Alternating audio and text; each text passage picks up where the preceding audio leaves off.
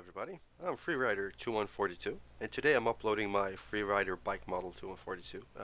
It's basically a more agile stunt race version of my Nod Recon bike. It's the same speed altogether pretty much using the thrusters, but it's got a few differences. For example, this one is a jet ski, it can go in water. And there's other controls, like unlike my Nod Recon bike, uh, the controls are set up a little differently. But we'll get to all the controls and riding and all these things at the end of at the end of the uh, dismemberment part of this tutorial, because I made this bike for players to edit themselves, to work whatever they want, and to change it if they want. One example of this is now everything is color coded. I changed the whole color palette to be the same but different. So basically, from this red color that controls the general color of the bike itself, so you can make it white, green, or whatever you want. Uh, Next one will control the stripes. So just by that you can really change the look of the bike, and it goes all the way down to this brown, which is the tires. This blue is unused in any way, but these last four are colors for things like the lights and gauges inside the bike. So let's revert it back to this. Now, another part is, if you watch my tutorial, you know that everything, when I add details and things like this, everything works in an anchor point in a way. And this bike has been, I think, my longest project. It's actually one of my earliest builds. It's my third or fourth build in SimplePlanes ever. But it just took this long to edit it and find actually all the corrections to make it feel more like what I wanted to. I just didn't work on it for long periods of time until these past couple of weeks or month or so. But everything is connected to a center chassis here. And if I select the center windscreen, make sure that I got edit connected parts, and that will basically allow me to move the entire center of the body up and down if I want, or out of the way. The thing is that this bike, the way that the gyro set up to the weight and balance of the bike, it's very important that whatever changes you make, you bring it back to as close to the original center of mass location. You don't need to worry about center of lift or center of thrust, but you need to worry about center of mass. And the gyro in relation to that center of mass, moving it up, down, more backwards, more forwards, all these will affect how the entire bike turns, rotates, pitches, and all these things. Think about the gyro kind of like the weight of the rider. So if you're gonna pitch your nose back, you can, move your whole bike into a wheelie, or shift your weight backwards and forwards as you wish. Now this is rotated 7.5 degrees forward, and that's just for more stability as you ride around. But basically, think about a bike. They put you seated right above the engine, so they want your weight centered at the center point, kind of between the wheels, with more weight going to the rear wheel, providing forward traction. Um, so that's that. If you want to access the engines, they are right here on both sides. And if I put everything back together, you can still access them from the bottom here. Just be aware that I XML edited them to have 7,500 power, and they're connected to the wheels in a cross section. So this one connects, I think, to the left rear wheel and front right wheel, and the other one connects to the front left wheel and rear right wheel, vice versa, basically. That little clicking that you hear is my cat running around here. So that's that. But if I start taking the bike apart from here, I can select that anchor point for the main body. I can move the mud guards on the wheels by selecting the top part of them. So we can move those to the sides. The rear and front side fenders are connected by their own blocks as well.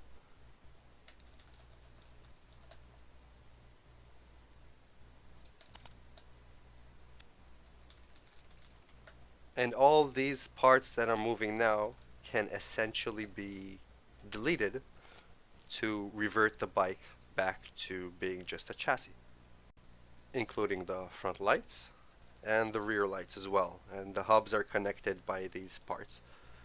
Uh, and this whole part of the tutorial is again to show you how to take this bike apart and do whatever you want with it. Uh, just if you rename it, it's called the Freerider Model whatnot. I'd ask you to leave the Freerider and put the model as whatever name you want to give it, but that's completely up to you. It's a free world and it's a SimplePlane, so do whatever you pretty much want with it. Once it's uploaded, just don't copy it and call it your own. Um, and that's the main things of the body if you want to remove. If you don't want to remove all these parts,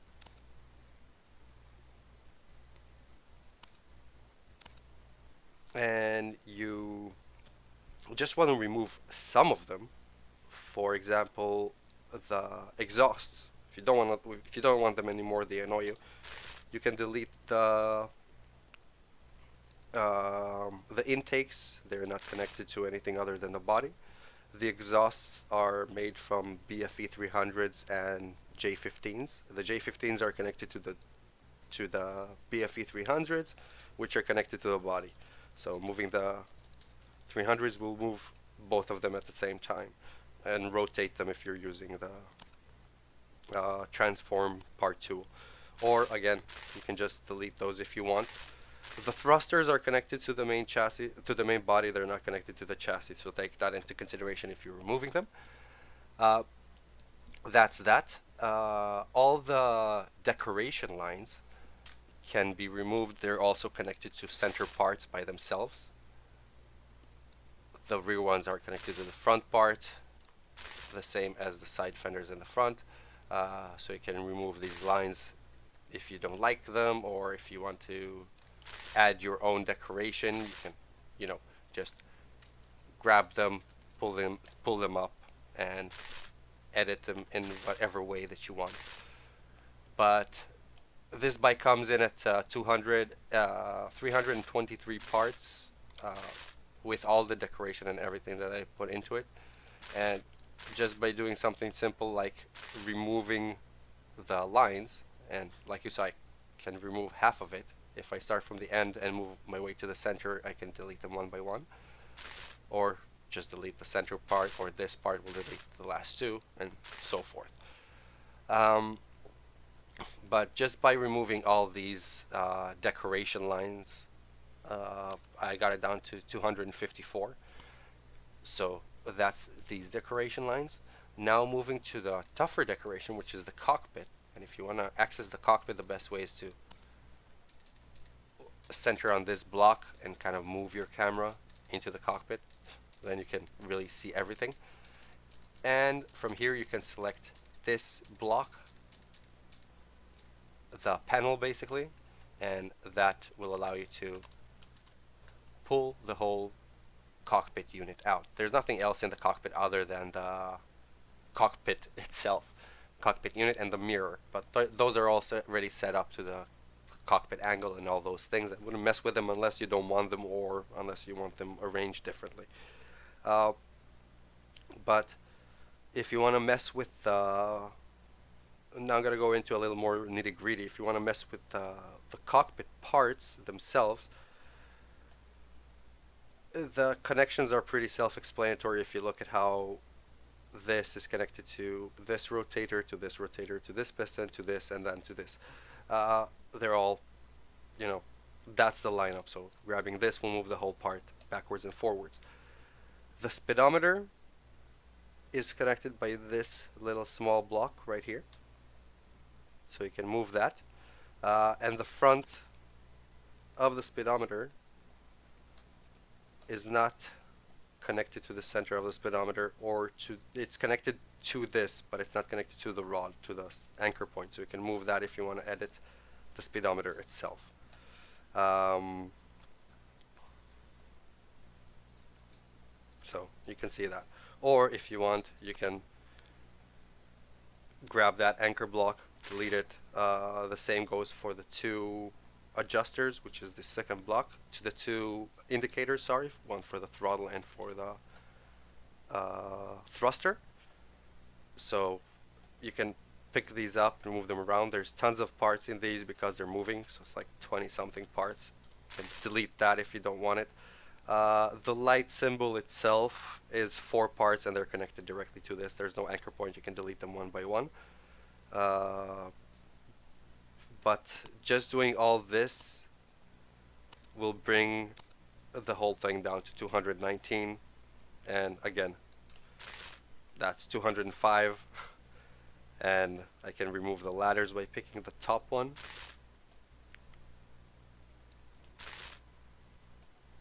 And that's basically most of the decorations. If I want to go, I can even remove these. The mud guards. And the side guards as well. Because there are tiny wheels on this creation on the sides and in certain points, but these are there basically to prevent crashing into things. So even if I remove these little tiny things that you can barely see right here. So these are just there for anti-collision, and they're connected directly to the frame itself. They're not connected to the mud guards or the bodywork around it. So this is basically the bike without fenders and all this. And as you see, it's down to 171 parts. So that's very, very manageable, and it will react pretty much the same way because the weight and balance, again, stays the same in the same position. And that's something that I worked on a bit. Now, the controls on this, unlike my Nod Recon bike, when you lean and turn, instead of using yaw, Q and E, I use roll, A and D this time. So that will lean the bike and turn. And also, unlike my Nod Recon bike, the front wheel will turn 5 degrees with the leaning. And then using yaw, you can turn the rear wheel to make tight turns or make turns when you're in low speed or when reversing, because gyros will still turn the same way left even when you're reversing. So that will bring the traction and do it like a regular car basically. But if you want to access these, the wheels themselves are connected to this axis. There's a center axle that goes from side to side. So I'm going to grab that. And inside this whole assembly inside the wheel, I'm going to zoom in. And there's this rotator. That is connected to this axis, to this axle. And from this rotator, there's this block that connects the two wheels. And the sphere and this little disc are connected to the same block because they rotate with the wheels. So this is basically how the wheels are assembled. And like I said, there's 2 wheels in each wheel because of the stability of SimplePlanes. So this is how the wheel is assembled. If I take this apart, if I want to edit this now, I can basically change it. The difference is that in the front rotator, I edited the input indicator to 0.5 plus and minus, so it moves half the range of 10 degrees. So it only moves 5 degrees when you rotate the engine. Now, if I brought all these pieces apart, if I want to bring them, of course, back together, I could just select this, hit copy on the y-axis, then bring this up. And then I can bring up the center hub, which is inside here. It's this cylinder. It's hard to get to, but it's there for so you don't even see it or feel it. And then I can bring this up, all up to the same Z, Y, and X positions, and the wheel is back assembled. I wouldn't mess with copying the parts connecting the wheels to the chassis like this, because even if you copy it, there are so many connections and so many parts inside that it doesn't mirror correctly and it doesn't work essentially. So, you know, take that into consideration. But if you mess with it around enough and take it apart, then you can mirror it, and using the attachment tool, you can, you know, see exactly what connects to where and how it works and how things are balanced. And then you can maybe mirror it and edit it yourself. But that's completely up to you. So that's the gist, I think, of editing the bike. That's everything I think you need to know. From here, we're going to move to riding it, and I'm going to explain how to ride it and the control of the trim, what it does, and these basic little things, and how to do some tricks with it. So I hope this helps you. I hope you, well, if you want, we can just grab it, design it, you know, change the paint, do whatever you want with it. Grab it, make a blue one with whatever you want. Just save it as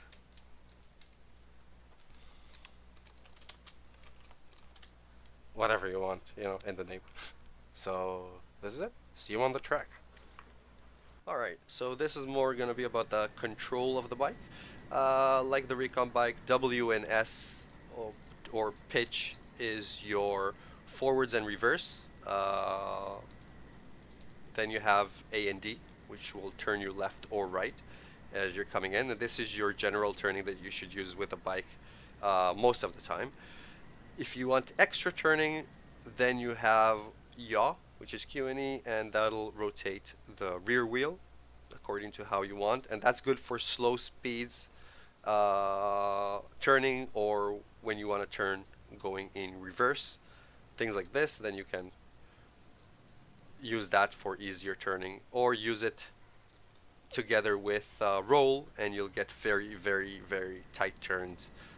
Just in high speed, these can throw you off a bit. So it's going to send you into a bit of a skid. You need to watch out. Last controls, you have brakes that work with the brake key, and you have thrusters. These big thrusters, which are going to give you a lot of forward movement, and they'll push you into every direction basically that you want.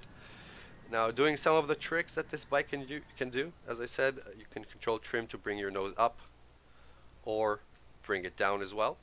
So you can do things like stoppie, for example. If you drive forward, reduce it almost all the way down, and then hit the brakes. You can do a complete stoppie reversal. Or if you're coming into jumps, of course it can jump from here all the way to the ocean, but sometimes you just want to make a nice jump, come at the right speed, hit, roll to the left or to the right, do a nice 360, and, you know, align yourself up while you're in the air. Final thing, if you're gonna jump, increase your trim upwards right as you're coming to exit the ramp, as you're coming in for the jump, and then disable group activate 8, and then reactivate it as you're coming in for the apex. That'll give you the ability to do a backflip, basically. Disabling 8, resetting, activating 8, and that was a bit of a long jump. When you're landing on flat surfaces, it's always better to land with a bit of trim pitch up, so you land on the rear wheel first and you don't bash up the bike. Basically, it'll give you the ability to jump much higher jumps. Or if you really want, you can set your trim all the way up and activate the thrusters, and that'll basically give you the ability to kind of fly, but you're kind of more flying like a lunar lander. You need to point your rear end at your landing spot and kind of slow yourself down before you're coming into a landing. Which brings me to my final difference between this and the non-recon bike is that this one can go on water. It's a jet ski. You use not your pitch but your thrusters for forward movement in water. It doesn't have any reverse, but you will need to reduce your trim just a bit, about 25% like you see, and that'll give you much more stability in water and prevent the nose from popping up on you basically and sending you flying if you want to travel very fast. You can use A and D to to turn in water, but Q and E, the rear wheel actually has a rudder inside of it, so you can use that for turning as well, like you can see. And it gives you a lot more flexibility, being able, of course, to go on water and doing big jumps if you want, uh, doing all sorts of crazy shenanigans, and just enjoying the bike because this bike was basically made to have fun with, and you know, just do whatever really you want kind of bike and explore the map and do fun stuff. So I hope you really enjoy it. I really hope that you grab it, take it apart, and build whatever body you feel like on the chassis. I mean, if you need any help, you can always ask me, and I'll help you stabilize it. But that's the gist of it. I hope you enjoy this. I hope you enjoy the bike, and have a good one.